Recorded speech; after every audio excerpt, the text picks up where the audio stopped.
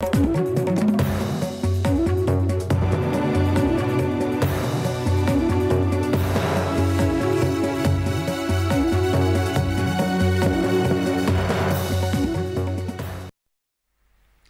मैं हूं नगमा। प्रधानमंत्री ने कोरोना के दौर में आज 7वीं बार राष्ट्र को संबोधित किया। कई त्योहार एक के बाद एक स्तर पर हैं और कोरोना की दर में कुछ कमी भी आई है। 23 जुलाई के बाद पहली बार भारत ने 24 घंटों में 50,000 से कम कोरोना के मामले दर्ज किए हैं। जाहिर है कि लोगों में कुछ इत्मीनान तो हो ही गया है और साथ ही लापरवाही बढ़ी है। तो प्रधानमंत्री ने आज का यह संबोधन बिल्कुल कोरोना से बचने की सावधानियों पर फोकस करके रखा। कहा कि हमें नहीं भूलना चाहिए कि लॉकडाउन भले ही चला गया हो, वायरस नहीं गया है। ये समय लापरवाह होने का नहीं है। ये समय ये मान लेने का नहीं है कि कोरोना चला गया या फिर अब कोरोना से कोई खतरा नहीं है। हाल के दिनों में हम सब ने बहुत सी तस्वीरें, वीडियो देखे हैं जिनमें साफ दिखता है कि कई लोगों ने अब सावधानी बरतना या तो बंद कर दिया है या बहुत ढिलाई ले आए हैं। ये बिल्कुल ठीक नहीं है। अगर आप लापरवाही बरत रहे हैं, बिना मास्क के बाहर निकल रहे हैं, तो आप अपने आप को, अपने परिवार को, अपने परिवार के बच्चों को, बुजुर्गों को उतने ही बड़े संकट में डाल रहे हैं। आप ध्यान रखिए, आज अमेरिका हो या फिर यूरोप के दूसरे देश, इन देशों में कोरोना के मामले कम हो रहे थे, लेकिन अचानक से फिर से बढ़ने लगे हैं और चिंताजनक वृद्धि हो रही है। साथियों, संत कबीरदास जी ने कहा है, पक्की खेती देख के गर्व किया किसान, अजहू जोला बहुत है, घर आवे तब जान। अर्थात कई बार हम पकी हुई फसल देखकर ही अति आत्मविश्वास से भर जाते हैं कि अब तो काम हो गया, लेकिन जब तक फसल घर न आ जाए तब तक काम पूरा नहीं मानना चाहिए। यही कबीरदास जी कह के गए हैं। यानी जब तक सफलता पूरी न मिल जाए, लापरवाही नहीं करनी चाहिए। गलती और बीमारी, इन्हें कभी छोटा नहीं समझना चाहिए। जब तक इनका पूरा इलाज न हो जाए, इन्हें हल्के में नहीं लेना चाहिए। इसलिए याद रखिए, जब तक दवाई नहीं तब तक ढिलाई नहीं। त्योहारों का समय हमारे जीवन में खुशियों का समय है, उल्लास का समय है। एक कठिन समय से निकलकर हम आगे बढ़ रहे हैं। थोड़ी सी लापरवाही हमारी गति को रोक सकती है, हमारी खुशियों को धूमिल कर सकती है। प्रधानमंत्री का ये संदेश जरूरी था क्योंकि लापरवाही कई स्तर पर नजर आ रही है। लेकिन सवाल ये भी है कि क्या प्रधानमंत्री का ये संदेश कोरोना के दूसरे पीक को या कोरोना को बढ़ने से रोक पाएगा। बिहार में चुनाव हैं। सबसे पहले बिहार की ही तस्वीर देख लीजिए। चुनाव के सामने कोरोना लगता है कि भाग गया है। पहली जनसभा की शुरुआत बिहार में चुनावी रैलियां जब इजाज़त दी गई तो शुरुआत हुई बीजेपी अध्यक्ष जेपी नड्डा की रैली से, जो इसी महीने की 11 तारीख को की गई। गया में ये जनसभा हुई। भीड़ में यहाँ पर ना तो 2 गज की दूरी दिखाई दे रही है, ना मास्क का कोई ख्याल रखा गया है। सुनिए, बिहार में कोरोना का कोई डर नहीं है, ये वहां के लोग कह रहे हैं। सियासी हार जीत से ज़्यादा डर लगता है या फिर कोरोना के संक्रमण से डर लगता है? कोरोना से तो डर लगता है, लेकिन ये लोकतंत्र के महाभारत के सामने कोरोना का जो प्रकोप था वह कम हो गया। आज बहुत ही खुशी का दिन है और बहुत ही महत्वपूर्ण दिन है। मास्क यहाँ तमाम सारे लोग नहीं लगा रखे हैं, आपने भी मास्क नहीं लगाया? मास्क लगाए हुए थे, अभी खोल दिया हूँ मैं। अच्छा, हाँ मास्क लगाता। और आपने क्यों नहीं लगाया मास्क? लगाए हुए थे।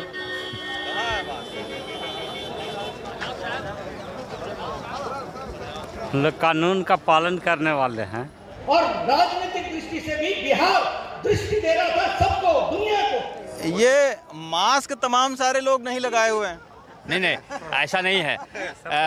मास्क सब लोग लगाए हुए हैं और सोशल डिस्टेंस का भी पालन हम लोग कर रहे हैं, क्योंकि जो निर्वाचन आयोग का या भारत सरकार का जो गाइडलाइन है, गया के लोग हम लोग पूरा पालन कर रहे हैं। कोरोना का कोई असर बिहार वासी को नहीं होने वाला है। और हमको खुशी इस बात की होती है, मिट्टी में ताकत की वजह से लोग बचे रहेंगे कोरोना में। मेहनती है। और मित्रों, दूसरी बात बता दूं, कोरोना नहीं है बिहार में। कोरोना नहीं है बिहार में, कोरोना नहीं है। ये है बिहार का राजनीतिक गौरव, जिसको समझना चाहिए। अभी बोलिए कि इतना भीड़ में प्रोग्राम हो सकता है, माता रानी का पूजा नहीं हो सकता है? अभी थाना से नोटिस आया है कि पूजा नहीं करना है। 4 फीट की मूर्ति बैठाने के लिए नोटिस आया कि पूजा नहीं करना है। अब बताइए, 5 आदमी मिलकर पूजा करता है, उसमें क्या दिक्कत है सरकार को? यहाँ रैली में कोई दिक्कत नहीं? कोई दिक्कत नहीं है। बाप रे, 10,000 की भीड़ है।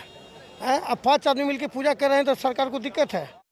तो रैलियों में 10,000 की भीड़ है तो पूजा पर रोक क्यों की जा रही है? तमाम सवाल बने हुए हैं और इसलिए सवाल उठता है कि प्रधानमंत्री के इस संबोधन के बाद क्या लोग एहतियात बरतना शुरू करेंगे? आरजेडी नेता तेजस्वी यादव भी ताबड़तोड़ जनसभाएं कर रहे हैं बिहार चुनाव के लिए।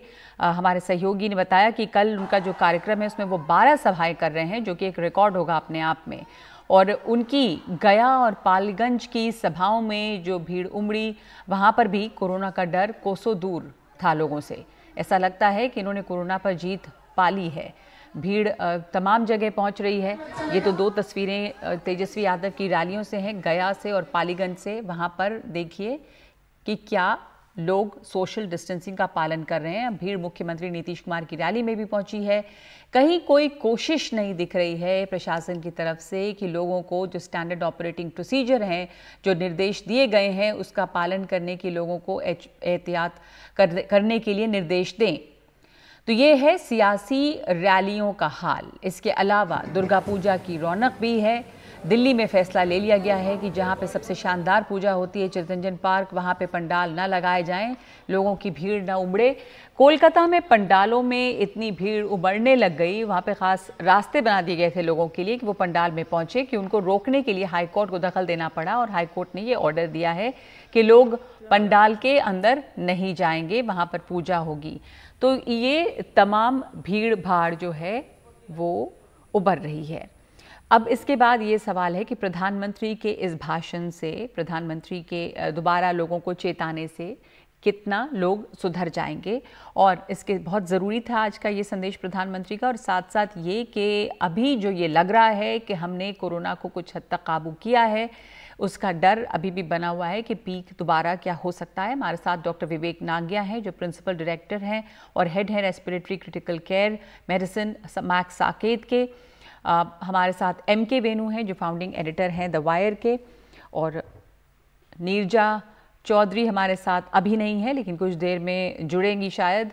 डॉक्टर विवेक नागिया, प्रधानमंत्री के आज के संबोधन पर उन्होंने तमाम एहतियात बरतने की बात की है। कल जब उन्होंने एक अंतर्राष्ट्रीय पटल पर बात की थी तो लग रहा था कि हमने काफ़ी हद तक कोरोना को काबू में कर लिया, और ये कहा भी जा रहा है कि शायद पीक हो गया है। पर बहुत सारे देशों में देखा जा रहा है, ब्रिटेन देखिए, यूरोप के कई देश देखिए, कई जगह इटली वगैरह में तो दोबारा लॉकडाउन की बात सोची जा रही है।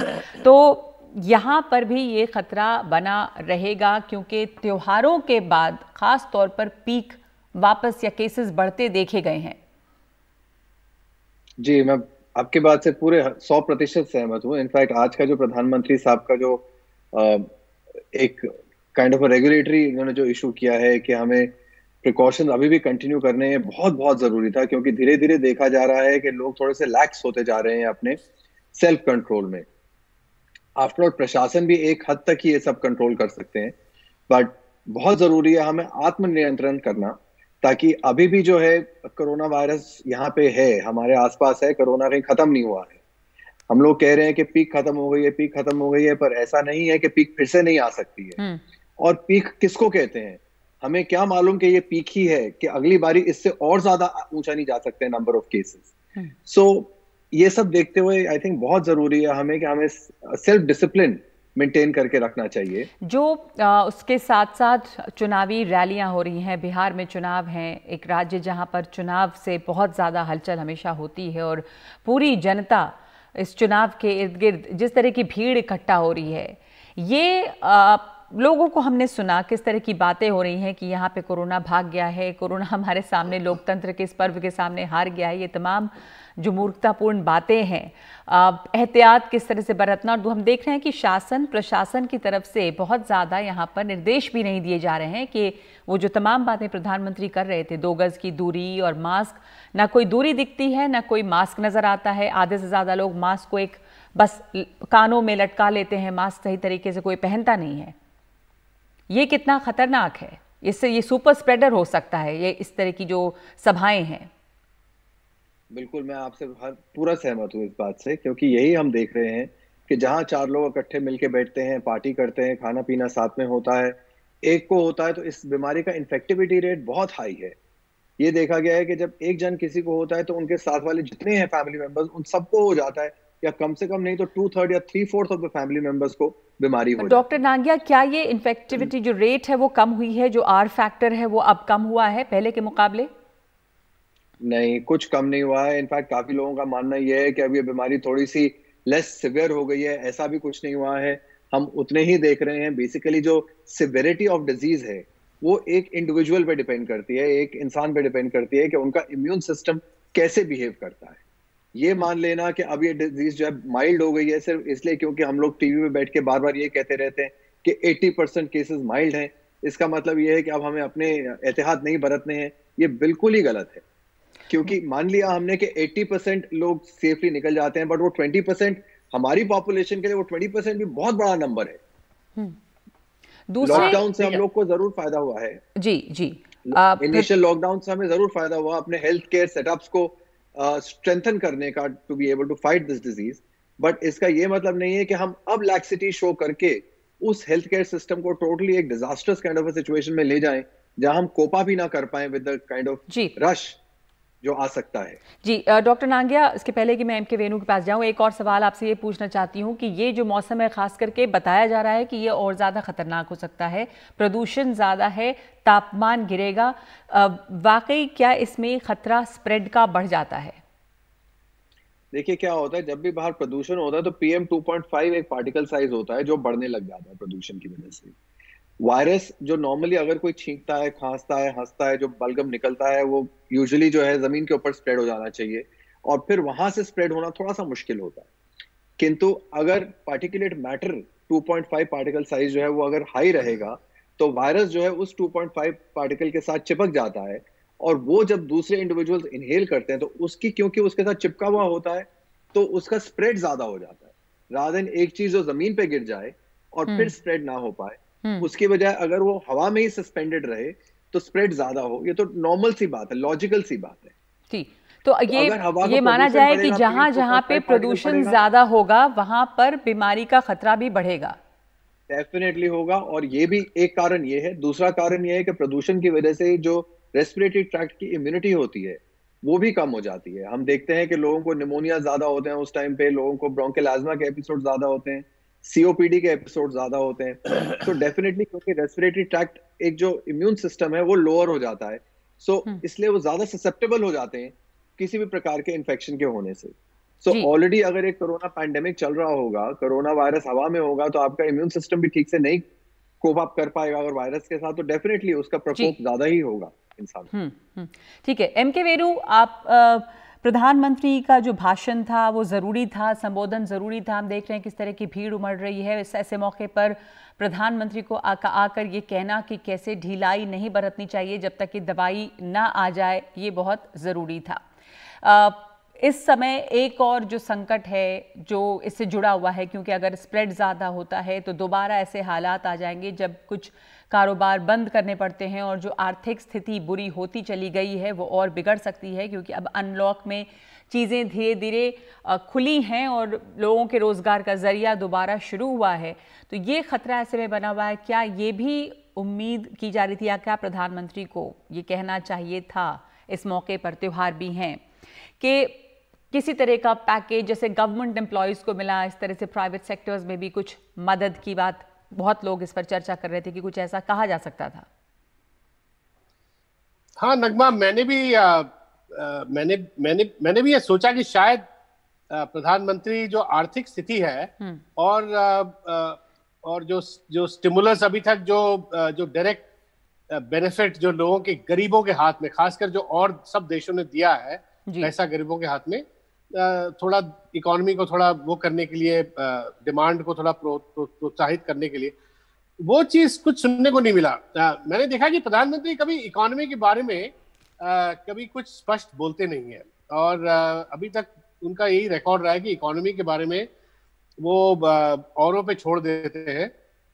उसका कारण ये हो सकता है नगमा, क्योंकि इकोनॉमी के बारे में कहना, कुछ भी कहना जी मेरे ख्याल से एक जोखिम वाला काम है, क्योंकि इकोनॉमी जो परफॉर्म कर रही है कोरोना से पहले भी आप देखिए पिछले 2-3 साल में बिल्कुल गिरावट, वो हमें ग्राफिक्स में भी दिखा रहे हैं वेनु, जो आपने ही ट्वीट किया है कि एशियाई विकास और कोरोना जो देश जो हैं उसमें जीडीपी विकास और कोविड से मौत प्रति 10 लाख की आबादी, इसमें बांग्लादेश में जीडीपी विकास जो 3.8% रही है और यहाँ पर जो देश एशियाई देश हैं उसमें सबसे नीचे भारत है -10.3%, और ये IMF और वर्ल्डोमीटर के आंकड़े हैं।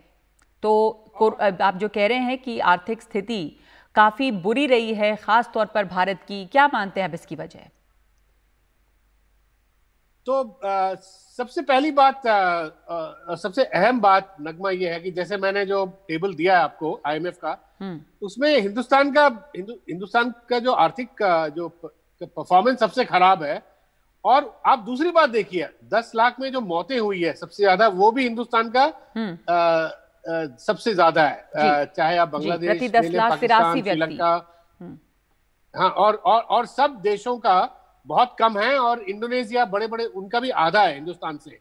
तो ये क्या दर्शाता है? एक तो जो आर्थिक परफॉर्मेंस है उसमें इंडिया सबसे बुरा रहा है, क्योंकि इंडिया का लॉकडाउन सबसे हार्श था, और उसके बावजूद जो हमने जो कोरोना की जो मौतें जो है पर 10 लाख जो ये टेबल दिखाती, वो भी हम पूरी तरह और देशों से अच्छा नहीं कर पाए हैं।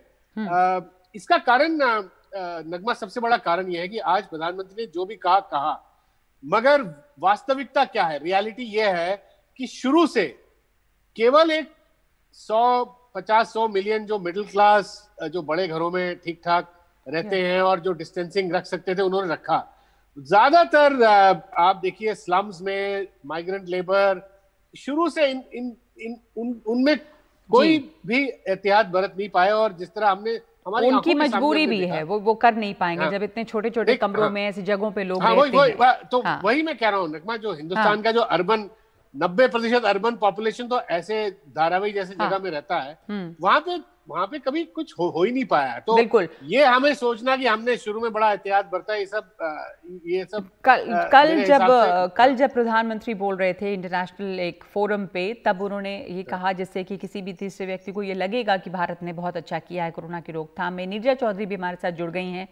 नीरजा जी, प्रधानमंत्री के भाषण पे राहुल गांधी ने उसके पहले ही ट्वीट किया था कि वो उम्मीद करते हैं कि चीन पे भी प्रधानमंत्री बोलेंगे, पर आपको क्या लगता है? हमने कुछ देर पहले और पत्रकारों से भी बात की, कुछ कहना था, ये मानना था कि प्रधानमंत्री ने जो कहा वो बहुत अच्छा कहा, और तमाम ऑपोजिशन को भी इस समय इसको एनफोर्स करने की कोशिश करनी चाहिए, इस पर कोई राजनीति नहीं होनी चाहिए। ये कोई फोरम नहीं था चीन पर बात करने का। तो जो विपक्ष की तरफ से ये ट्वीट आया था, आप कैसे देखती हैं प्रधानमंत्री के संबोधन को? क्या उन्हें किसी और मुद्दे को भी टच करना चाहिए था, चाहे वो चीन हो चाहे इकोनॉमी हो? देखिए, जब ये आया कि 6 बजे प्रधानमंत्री एड्रेस करेंगे नेशन को, तो लगा कि कोई बड़ी चीज होने वाली है। क्या स्टिमुलस पैकेज की बात करेंगे? इकोनॉमी को लेकर काफी चर्चा है। क्या चीन पे बॉर्डर के साथ कुछ हो गया है, ये भी अटकल लगाई जा रही थी। मतलब कुछ सीरियस चीज होगी। प्रधानमंत्री ने जब कहा ये एक उसको अलग लेवल पे ले गए, क्योंकि एड्रेस टू द नेशन में कहा कि देश को इस चीज को संजीदगी से लेना है, सतर्कता बरतनी है, हमें अपना गार्ड लेट डाउन नहीं करना है। ये एक नोट था जो कि हमको जिसका स्वागत करना चाहिए, क्योंकि लोग बहुत केयरलेस हो गए हैं इस समय, बिना मास्क के जाने, और उनको लगता है कि सब कुछ खुल गया है तो सरकार की तरफ से ही खुला है, तो सीरियस नहीं है इतनी सिचुएशन। ये एक भावना आ गई है। और मैंने तो जो यंग लोग हैं, नौजवान तबका है, उनसे बात करते तो लोग सरकार झांसा नहीं, ऐसा कुछ नहीं होने वाला है। तो आज जब बढ़ रहे हैं और बहुत सीरियस है, तो प्राइम मिनिस्टर का ये सीरियस स्ट्राइक करना, अगर टाइम रहेगी, वो एक जरूरी चीज भी लगता है। और लेकिन ये सवाल उठना पार्टियों के तरफ इतना कैंपेन कर रही है, कोई मास्क नहीं है, भाजपा इतना कर रही है जी, और पार्टी रही है, और महाराष्ट्र का गवर्नर ने तो इतना भी कह दिया सरकार के खिलाफ कि मंदिर खोले जा रहे हैं, आप जब सेक्युलर बन रहे हैं। तो ये इस जो नॉन सीरियस चीज आई है ना, कहीं तो नीजा जी आपकी आवाज कट रही है, क्योंकि शायद ये वाईफाई कनेक्शन जो है वो सही नहीं है। एमके वेणु और डॉक्टर नागे जी, एक बात मैं कहना चाहता हूँ। प्रधानमंत्री ने बात जो कही वो सही कही कि भाई एहतियात बरतो और अभी रिस्क ना लो।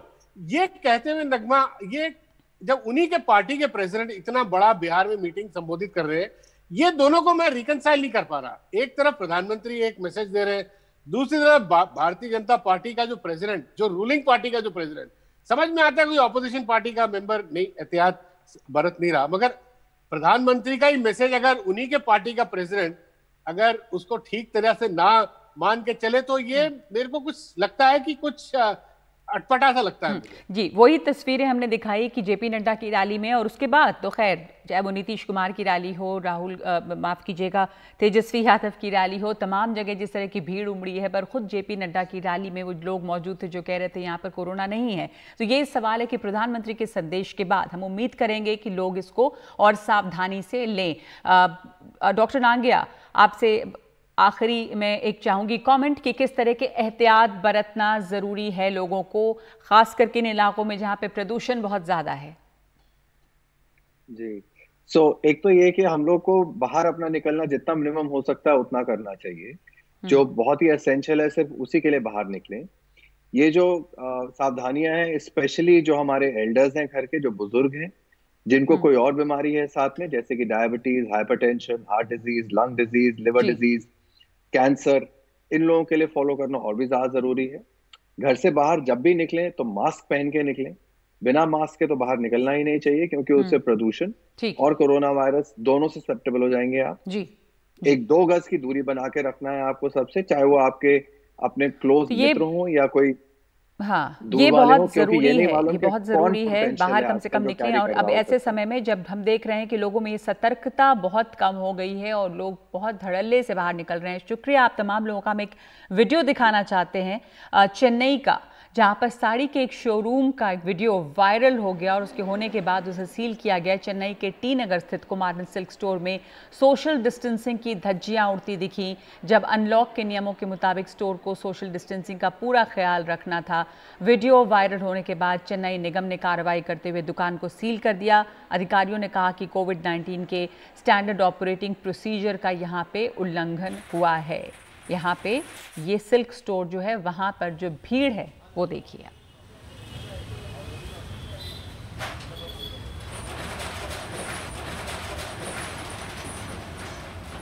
तो प्राइम टाइम में इस वक्त एक ब्रेक, और ब्रेक के बाद बिहार चुनाव का हाल।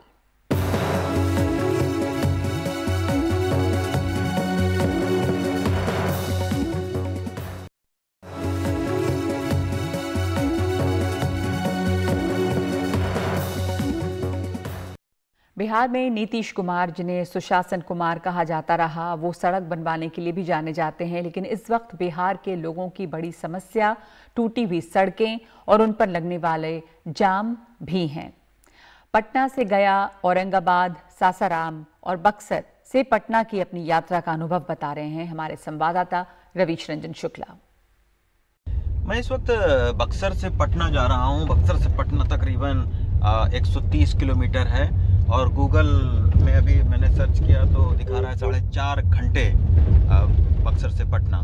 स्टेट हाईवे पूरी तरीके से टूटी पड़ी है। एक समय में नीतीश कुमार जरूर सड़कों के लिए जाने जाते थे, लेकिन जहां तक मैंने ट्रेवल किया है, मैं पटना से गया से फिर औरंगाबाद तो खैर जीटी रोड पर है तो इसलिए वहाँ पर नहीं हमें प्रॉब्लम हुई। उसके बाद में जब सासाराम भी मैं गया तो पूरा सासाराम और जिस शहर में मैं बक्सर में हूँ, पूरा धूल से लिपटा हुआ, जाम से जूझता हुआ शहर है, जहाँ के लोग परेशान हैं। और ख़ास तौर पर जो भी स्टेट हाईवे किसी कस्बे से गुजरती हैं, वहाँ पर बहुत ज़्यादा इंक्रोचमेंट है। उसके चलते लंबा जाम लगता है बिहार में इस वक्त। और ये बिहार की एक गहन समस्या है जो धीरे धीरे पैदा हो रही है बिहार में।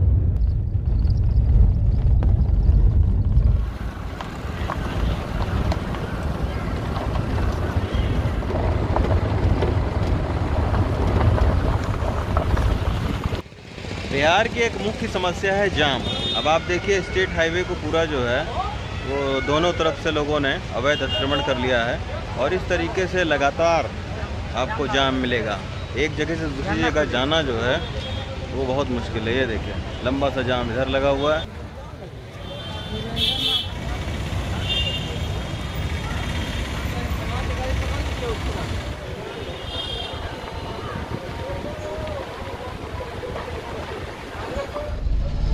ये है बिहार और बिहार का जाम।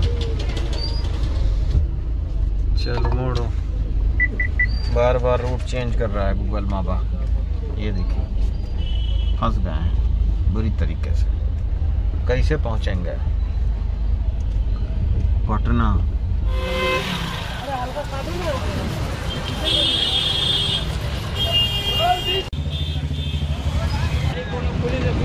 बक्सर से 5 घंटे जाम में फंस कर अब आरा पहुंचे। ये देखिए आरा का जाम। गूगल पापा बता रहे थे कि 4.5 घंटे में बक्सर से पटना पहुंच जाएंगे, अभी 5 घंटे में आरा पहुंचे।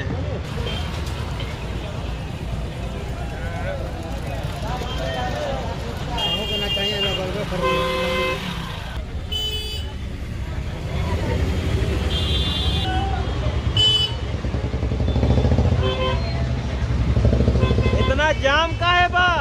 जाम बराबर जाम रहता है बराबर।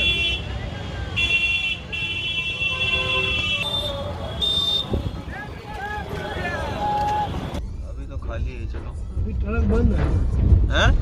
ट्रक बंद है मैं। अच्छा तो ट्रक लगता तो लाइन लगी तो 2 घंटा 3 घंटा गाड़ी लगा हुआ था, कोई ट्रक पार नहीं करेगा।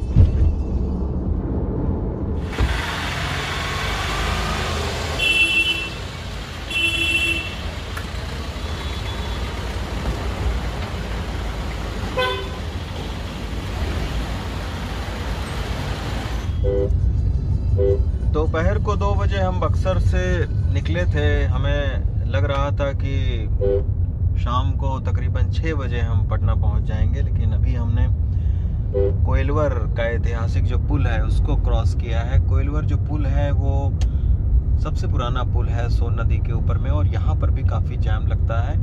अभी हमारे जो ड्राइवर हैं रंजन, वो बता रहे थे कि रात के वक्त जब ट्रक खुलता है यहाँ पे, जब ट्रक चलता है तो काफ़ी कोइलवर के ब्रिज पर जाम लगता है। लेकिन हमारी खुशकिस्मती रही कि अभी तकरीबन 7 बज रहा है, इसलिए कोइलवर के पुल पर जाम हमें नहीं मिला। कोइलवर का पुल क्रॉस करते ही पटना के लिए अब अच्छी रोड है। अब हम उम्मीद करते हैं कि 8 साढ़े 8 बजे तक हम पहुंच जाएंगे।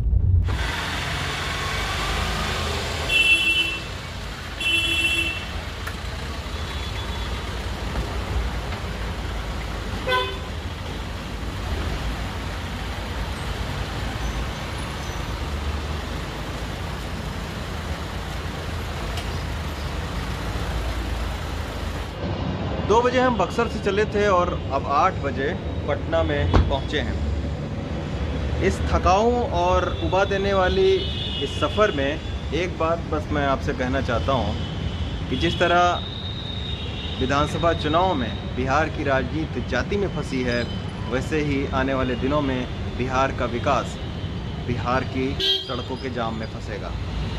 पटना से रवि रंजन शुक्ला, एनडीटीवी इंडिया।